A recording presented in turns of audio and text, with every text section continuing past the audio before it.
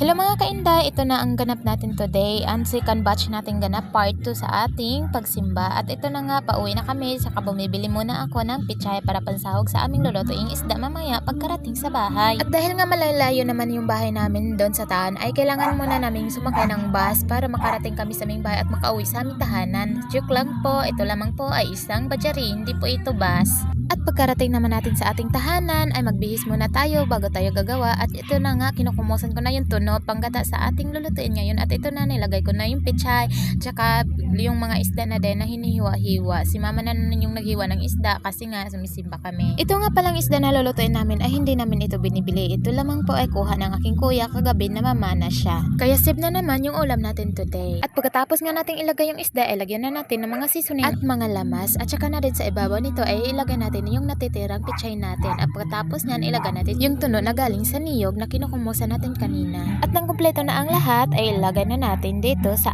ating dirty kitchen. At ayan na nga, umaapoy, kumukulo na. So malapit na siyang maluto, konting minuto na lang. At ayan na nga, maluluto na. Ito na yung resulta ng ating niluto today. Thank you for watching. Don't forget to like and follow. Thank you.